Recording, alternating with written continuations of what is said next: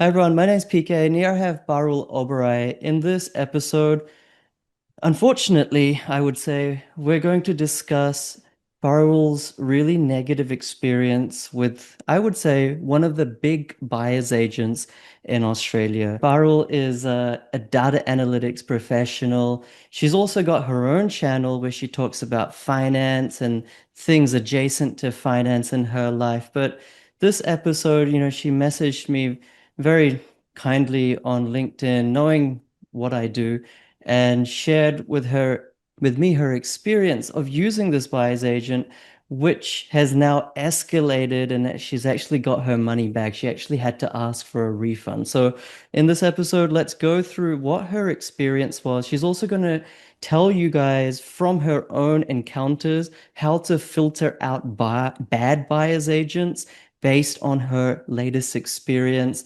And I know everyone or a lot of people will be watching this or listening to this. You might be considering using a buyer's agent. When you're first considering investing in property, it's really overwhelming. There's so much information. Everyone seems to be a guru, and it's kind of hard to figure out who to trust, who's who in the zoo. And because you're lacking confidence, you get to a stage where it's like, it's really hard. I just want to outsource it, right? I just want someone else to get me a good deal. That mindset is really not the right mindset, and that really primes you up to be prey, like truly like prey for a buyer's agent.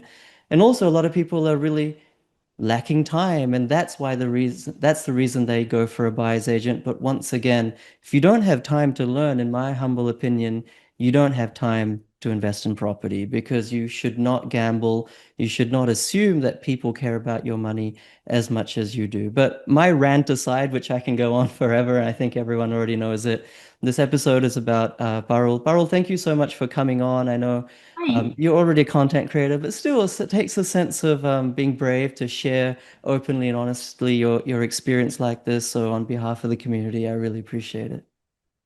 Thank you so much, PK. And I think because when I was thinking about talking about this experience, as you know, I'm a content creator myself. I have a decent to big following globally. So I thought that I have two options. Either I can go on my channel and share it, but then I was like, it might not be as targeted. And of course, your channel is purely for property investors. And I've seen you time and again talking about buyer's agents. So of course, look, there are both positive and negative sides. So I won't say that everything is purely negative. So maybe let me just start with my experience and how the journey began, what happened uh, from a context standpoint. And then, of course, I can talk a little bit about some of the things to avoid, something that I've learned the hard way. I think whatever I learned in 3 months, if somebody is listening to this, they can probably learn in 15 minutes.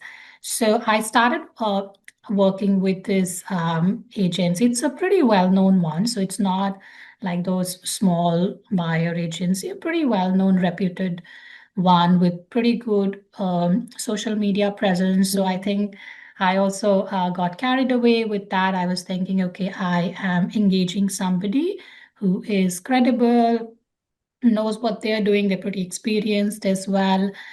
So I started engaging with them somewhere in May this year.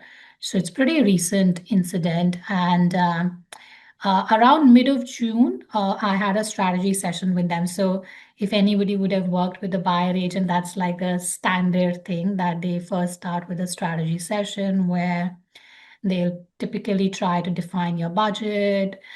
What are you looking for? What are your goals? And they just define a high level approach that, okay, these are the areas that we would be targeting, and this is how we would go. So I was pretty excited initially to begin with. I thought, okay, they know what they are talking, which is true, by the way.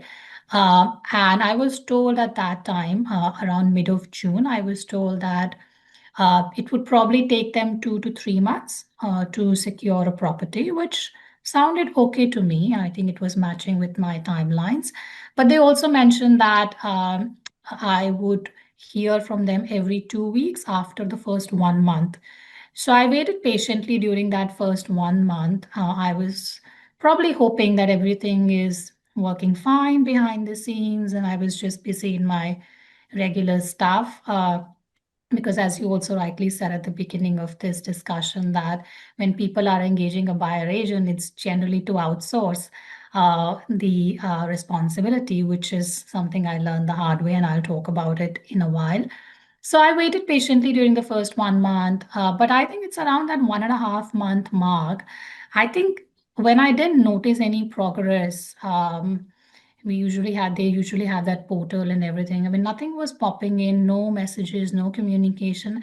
I think I got a bit worried at that time because I was hoping everything is fine. But even though I'm not a pro investor yet, but I have a sense of when things are looking off track. So I sense that this is, not how it should be because, hey, I've been onboarded for last 1.5 months and no communication has been there. So I started reaching out to them proactively. I started asking for more updates, but also I think I started proactively doing my own research. I started studying the markets. I started understanding the trends, trying to educate myself, I think, which in the hindsight was the best decision I could have taken. But I realized that, hey, there has to be some communication with them that even if the properties are getting rejected, why they are getting rejected, are we seeing shifts in the market, or if the strategy needs adjustments? Because, when you're close to that 1.5 to 2 months mark, I mean, in a normal world, it should not take that much time. And even if there's Absolutely. Yeah, something one to wrong, two yeah, months, you should be getting a property, whether you outsource it or you do it yourself. Like it's enough exactly. time. Yeah. And look, I mean, my main concern was communication because communication is crucial for trust, right? And engagement. They at least need to tell me why it's getting rejected, our strategy. And the only answer which I got was it takes time to secure a quality asset. Rest assured, we are doing our thing well. So I don't buy that. I mean, I need to look at what have you done in last 1.5 to 2 months. Uh, if you have rejected X properties, why you have rejected? Is my strategy wrong? Do I need to focus on a different market? I think that communication piece, which was missing, I think that led to that lack of trust for sure. But like I said, I mean, I started doing my own research because I was like, I can't really outsource this. I need better take things in my own hands and let them do whatever they are doing because they have initially told me 2 to 3 months mark. So I can't take any action that, hey, why have you not? Let them do whatever they want to do. Hmm. But I started doing my own research. I started studying markets, understanding cash flows, how the market cycle works. But then after 2 months, still no properties were presented. And I was like, there is something definitely wrong. Either they have a lot of workload, which I know a lot of these big agencies have. They maybe they bring in a lot of clients, but then I don't know what's internally going on. So I think those lack of updates made me a bit impatient and also concerned. And then I think around the 2.5 month mark, when I really pushed them that, hey, we are coming close to that 3 month mark and nothing is being shown and this and that. I really raised it. One property then was shown to me eventually after me pushing through, and it was overpriced. The yield was a bit lower than expected. And most importantly, I think that was my breaking point with them. It had not been physically inspected, despite the fact that I had clearly requested, because when I was coming on board with them, I had clearly told them that, hey, I am looking for somebody who can do the on-ground inspections, who's my ears and eyes on the ground from the start. And they showed me, and I asked them that. He said, "No, we just a video walkthrough for you." And look, I mean, I totally respect the research and the data and everything because I'm myself a data person. So definitely, I mean, all in for it. Okay, but that's just one slice of the pie. uh, if somebody is engaging or if I am engaging a buyer's agent, then I think I want to engage for something that I can't do myself, which is their local expertise, uh, their understanding about the market. Somebody hasn't even inspected the property to see what is the actual condition of the property as on today. What are the neighborhoods like? Does the property need some maintenance work? And the seller who is selling, the agent, they won't show you in the video walkthrough what needs to be actually shown, Of right? course. Uh, And you could so I just ask them, like, if you were just relying on that, you could just ask them yourself, the sales exactly, agent, what's the exactly. value provided by the middleman? Exactly. So I was like, who is and the standard answer I got is that, hey, the building and pest would be done. And I was like, I can't do building and pest report for 10 properties that you're going to show me, right? I mean, that's like, I think it's $700 per property, I believe, Yeah, right? like $500 to $800 normally. Yeah. So let's assume on an average 600, right? Yeah. So I can't do that for 10 properties. I mean, come on, let's be realistic. And I think it's not just about something wrong with the property, but it's also it gives you the negotiating leverage as well. Because let's assume if something needs is not working, or the appliances are not working, the hot water is not working, or something looks off, that gives a leverage to my buyer's agent to basically negotiate with the owner, right? So that is so important to me, that local expertise, the, to have boots on the ground. And look, I understand some of these borderless agencies may not have it, but I have also seen with some of the other agencies, buyer agents, they have close associations with some very trusted partners like property managers, for Yeah. example, who Yeah. are working with them and have the best interest. So you have no mechanism in place to do the on ground inspections. And why are you charging like 15, 20,000? That to me, How much if was it's the fee that you paid, or 20,000, that was a lot. And I paid the 20,000? initial engagement fee, which was 10,000, which was Oh my also a lot. God. Yes. Okay. I'll And come this to is that. this an interstate buyer's agent? Like they operate all over Yeah, yeah, Australia? yeah, yeah. So it's a borderless. So you can call a borderless, because Yeah. nowadays we will see a lot of these borderless Yeah. agents. They are sitting in, let's say, New South Wales, but they are helping you buy a property in Queensland, for example, or Hmm. vice versa.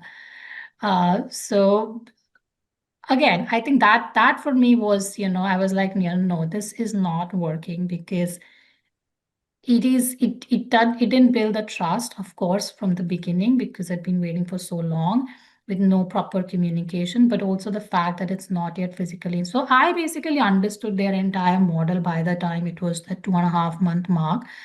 And I was kind of already disengaged by then, let's put it that way. Uh, and I waited another week or so, and I wrote to their sales agent, who basically onboarded me at the beginning, around that 3 month mark. And I sent a very long, detailed email about what was the expectations before I came on board, what was presented, the missed opportunity cost, because in 3 months' time, the market had moved. The Yeah. properties which were, let's say, 20, 30 grand cheaper were now all of a sudden more expensive. So it's not just the engagement fee, in comparison to that 10,000 engagement fee, the opportunity cost was huge, Hmm. right? And then what happens is that once you've had that bad experience, it's so hard to trust another agent after Anyone that. else, right? Exactly. So that to me was like, I'm done with you guys. I need my refund back for so and so reasons.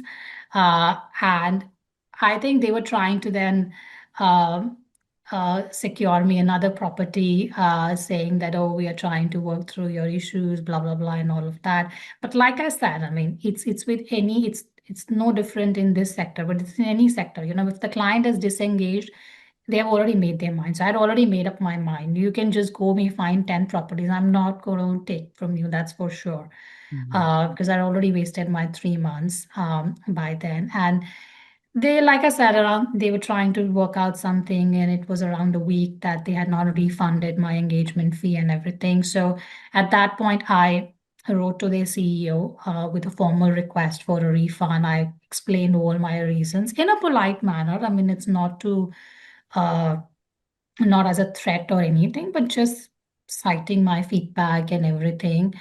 And the fact that, I mean, I'm a little bit more educated on the consumer rights. So I know that in New South Wales, for example, where I am, you can apply to NSW Fair Trading or others if, let's say, you haven't been given the right services or the goods and services have been not delivered to your expectations. There are consumer rights in place.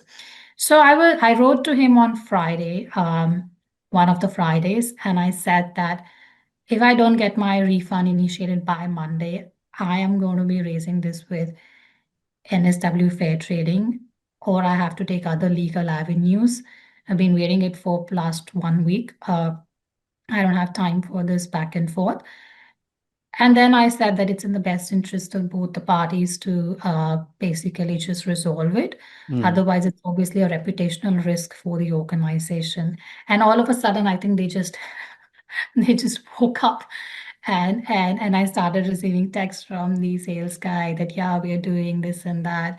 And I also received a text from their CEO. And look, this is the thing, right? I mean, there is one guy at the top, maybe a nice guy. I haven't met him in person, who is running the organization. Of course, people are just thinking, oh, he's the one who is running, so it must be good. But the CEO is oblivious, right, to what's happening. And he was very generous. I mean, he responded to me nicely. And did say that, hey, it would be initiated by Monday, and I would also want to hear from you what went wrong so that we can improve ourselves. Look, I don't know if that's just a thing to cover up, or is he genuinely interested, but I'm assuming he's genuinely interested. So I think that was the whole thing. And then I did receive my 10,000 engagement feedback, which is good. So it was like a free 3-month trial, I could say, where I learned a lot about the market. In hindsight, I think, I mean, I'm taking more positives from it than the negatives. Hmm. But yeah, I think it wasn't the best of experience. And of course, I mean, I do have some key takeaways for investors who are watching this. Yeah, Uh, please. yeah, I think, I mean, I think there are key 5 things which I have learned from this experience, which I could say to anyone who is looking at having a buyer agent. Because look, there is nothing wrong in having a buyer's agent, and I know, PK, you do mention that you can do it yourself. Absolutely, desktop based research and everything, it's very, very important. But I would say, if at all somebody is looking for a buyer agent, look at the right one who has deep local knowledge and years of experience and strong networks. Like, don't go for somebody who is, especially after COVID, there's so much flurry and influx of buyer agent with 2 to 3 years of experience. They've just done diploma and then they will become a buyer agent. Look for somebody who's a veteran, who's been in the industry, has seen the cycles in and out. Uh, the local expertise is so important, and just verify their credentials. We have these REIA or REBA credentials, which makes them, of course, more credible. And look at their social media presence. And I'm not talking about the face of the name, the real person you're going to talk with. Because with a lot of these big agencies, what happens is you're talking to somebody at the beginning, and then you're handed over to somebody else, and then the person who is showing you the property is somebody else. So it's pretty convoluted. Anyway, so look at those credentials. Definitely look for the local knowledge. I mean, if you want to buy in Melbourne, hire somebody who knows Melbourne in and out, rather than somebody who's sitting in New South Wales just doing some desktop research and providing you properties. That's not a good Which city were you? I don't know if you mind me asking, but which yeah. location were you targeting? Like, was your So buyer's I agent was, looking at? yeah, so they were targeting more regional, like regional Queensland, or Hmm. later on they opened it to regional New South Wales and regional Victoria as well. But the lady, I think, who was helping me, she was in Perth. So Right. Right. that was a bit Okay. of a mismatch. That's the thing. Like, I think any business, especially a buyer's agent business, the face of the business, the CEO, that person, he or she will be on all the podcasts. Like, they're not Yeah, actually doing any work. Their full-time job is to go on podcasts, correct. YouTube, PR, this and that. You're Yeah, only as good as your lowest common denominator. And I mean, like you said, I think 5% of the industry are good buyers agents. Like that's my Mhm. honest opinion, having known hundreds of them. Um, but I think that the problem inherent with the buyer's agent industry, and I kind of feel sorry for them, is attrition. You know, like you've Mm. got that main buyer's agent, and then he or she hires five assistant buyer's agents. And once that assistant buyer's agent knows enough, like after a year or 2 years of experience, they leave and they start their own buyer's agency. I mean, why Yeah, would you carry on working for a hundred yeah, thousand dollars where you could start your own and make 500,000? They use correct, these big agencies to learn on the job and then correct. leave. And so this big buyers, the CEO is like, okay, well, I trained you up. Now I got to get a fresh new graduate, someone from a Yeah, completely different background. So the yeah, people that you and I are dealing with as, let's say, potential buyers agent clients, we're dealing with like a brand new face to the industry. You know, like correct. they don't really have experience. I don't know if you agree with those thoughts or you don't Oh, agree, but that's absolutely. my That's why I said look for a veteran who's been there for 20, 25, 30 years. And there are, okay, I mean, it's just a matter of, and I'm not saying they are perfect in your case, but somebody who is no longer working for that fame or money or just trying to get your attention because they have built their credibility already. They're just sure, trying to help you sure. out, um, and with the best interest at heart. So I think work with Mhm. somebody who's a veteran with good credentials. Of course, it might come with a cost, but like I said, if you can't do it yourself, have to pay money anyhow. Work with Mhm. somebody who has that really deep local knowledge. Yeah. And that's why it's so important that you first, I learned the hard way. You first choose the market yourself, educate yourself a little bit that where do I want to buy? And then try to find a buyer agent if at all you need one in that area versus the other way around, where you bring in a buyer agent to tell you where to buy and then he Completely doesn't know agree. the market and then he just doing some desktop research for you and then telling you about the market. So I think one should flip the strategy a little bit. First learn yourself where you want to buy, at least broad market level, and then engage with somebody who's local to that market. And in that way, you have enough knowledge to also verify. Like earlier, you Correct, said that that deal that they presented was overpriced. And so, correct. as a client, you should be able to say, okay, Mr. Buyer's agent, you're suggesting this property for $400,000. Now, I see Yeah. the comparables at 380. Like, why are you proposing to buy this at Mm. 400? So, if you're talking on the same level, like Yeah. as a peer, then they'll also kick into gear and actually do a Correct. solid job for you. Otherwise, You know they'll what? think, Actually, what they does don't Parul even know? give you Let's that just much flog of her off. time.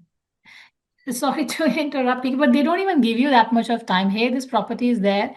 It's a hot spot. It will be taken away. We need you to tell us by evening. Yeah, I'm in the office. I mean, look, I need some time to absorb everything that you have provided to me. But anyways, I think I mean that's a sure, past story. Like sure. I said, good learnings from there. And the second thing which I learned actually was that, uh, and this is just a risk management strategy. I feel that you should, if at all you're engaging with somebody, because everyone can do the talk. Okay, in the beginning, everyone will do the talk. Engage with somebody who has slightly reasonable engagement fee, because engagement fee is generally non-refundable. So in my case, the fact that I paid them 10,000 upfront, of course, I was stuck with them for 3 months. If let's say I paid them like 2,000 or 3,000, which is by the way in the normal standards. I mean, I don't know why they were charging 10,000, or even if somebody's charging 5,000 upfront fee, that's not correct because it's always performance based as compared. Engagement fee is just to get started. So if you have somebody who is a slightly reasonable engagement fee, it's easy to just get out of it in 1 month, 1.5 months time. If not seeing not a good fit, you can pull out of it quickly rather than just being stuck Mm. for 3 months. So that was something that if I have to really engage with somebody, of course, keeping in mind all the other parameters, I'll probably pick somebody who has a reasonable engagement. We just to test the waters for initial few weeks or a month, and you will know in first 1 month. Let me Yeah. tell you that. Mm. You will know if it's a good fit or if it's just like, when you go for a working for a new organization, it's just a trial period initially. So you would know in that first 1 month. Especially the rationale, like I think that's what kind of I picked up when you were sharing your story. I think it's fine in the first month to say, hey, Parul, like, we honestly haven't found any properties that meet Yeah. your criteria. These are the ones that we looked at, and here are the reasons why we rejected Correct. them. And then it's like, okay, I know you're doing work. I know there's thinking going on It's a behind it. trust. You know what I mean? It's a trust, right? Communication builds trust. And that's what I think was my next point. I mean, because when you're onboarding anyone, and that applies to any business or any kind of industry, when you onboard a client and the client doesn't hear for first 1 month, you have built no trust with that person, right? If you're giving regular updates about, hey, we looked at these properties, this is why it got rejected, it helps me to be a bit more confident. Okay, and there's definitely something happening, even though I'm not seeing the results. So communication is very, very important. And to be very honest with you, PK, I even don't think that they did any work in first 1 to 2 months. That's just my gut feeling I about it. think, sorry to interrupt you. I think you probably have come to a similar conclusion is because they have so many clients. The Yeah, marketing engine is like humming. So many clients that they've got you in, but they still haven't satisfied the backlog. And so they've correct, got your engagement fee, trapped you in. They're still trying to clear, the other clients correct. out of the pipeline. Yeah, and that's why, right? I mean, like then be upfront about it. And I really like people who are upfront. I've spoken to some buyer agent in the past. They're so upfront that, hey, we are on full capacity, we can't take any more clients. I value that because, they are not setting any wrong expectations with you. So yeah, I think that's true. But another thing which I learned is that it's so important to educate yourself. Even if they're doing their work, that's fine. Just do a little bit of research on your own. Like I'm not a pro yet, okay? But I started learning about, okay, what a supply is, what a demand is, how the yield is calculated, what are growth trends, infrastructure. So I started learning myself. Um, and I'm a lot better than I was a few months ago, I would say, in terms of my knowledge in education. So you can't really outsource it completely, even if you're working with the best person. You're just leaving it to chance, right? Just that, hey, somebody will come and give you the best of property. Might as well just get yourself a bit more educated as well so that you can ask the right questions to the buyer agent, which is so important. It's not to challenge them, but like to complement whatever they are doing for you. Right. Um, and I think lastly, like, I mean, like things happen if it doesn't happen, if you're not happy, if they have not delivered. Know your consumer rights. I think people don't understand that, especially in a country like Australia, where the consumer rights are so defined. Unlike back in India, for example, where I come from, there are no consumer rights. I think there's strong consumer rights here. So know that you are entitled to refunds if the service standards have not met. You can explore avenues like, for example, in New South Wales, where I am, NSW fair trading. Uh, there is NCAT for disputes, but I think NCAT is more for tenancy. So I think just know your consumer rights. I mean, you should know when to voice an opinion, and it's your hard-earned money. Like it was my hard-earned money. So I understand they would have done some work, but the opportunity cost, like I said, was significant to the engagement fee that I paid. So instead, they should give me back more money than the engagement fee. But I think that's the bare minimum I felt that should be there, which a lot of people don't know. Like they are like, oh, what we can do. No, at least explore avenues and try to get your money back. Right. Right. Well, thank you for sharing those 5 pointers on how people can learn from your experience. And I think the experience you had of having to wait so long and ultimately it didn't work out, The opposite can be true as well, but in a bad way. Like sometimes a buyer's agent can buy you a property within a couple of weeks, and you might think, Yeah, oh, that's great. Like, they did a terrific job. But correct. you got to check, did they buy it in a really cold market that's not Yeah, likely to rise? That's why it was super easy. Did they overpay? Like, this is my correct. bugbear. Okay, fine. If you don't even have 3 to 5 hours a week over 1 or 2 months to DIY, learn and implement yourself, doesn't take long, 3 to 5 hours a week over 1 or 2 months. At least learn enough to check them. And like you said, not an adversarial way, but complimenting them. It's Correct. like, okay, I And a see. good buyer agent will never mind that, I'll tell Right, you. right, exactly. Like you're suggesting that there's no room for negotiation in this price. Like, why is that? Like, why haven't we negotiated? Or in other Correct. words, they might say, let's put an offer of 350. You can say, why not 330? And then you'll start to, they will have to work harder for you because they'll know that, okay, this is more of a clued on client. And I think that's good for everyone. You'll give a great review to They them. don't like easy clients. Just bring the contract, sign. That's it. Yeah. Easy. I know you have to go, Parul. One last Yeah, question. I think will help everyone. When you're a new investor, let's say you pick buyer's agent number A. You've been following them for 3 months. You like them, you vibe with them, you go on their Google reviews, tons of 5-star reviews. You go on their Facebook reviews, great 5-star reviews. Everything checks out. They're posting deals, they're all looking yeah, good. I assume you did this kind of due diligence when you chose your correct. buyer's agent. What could you have done more before you hired them to ensure that Yeah. this situation didn't occur?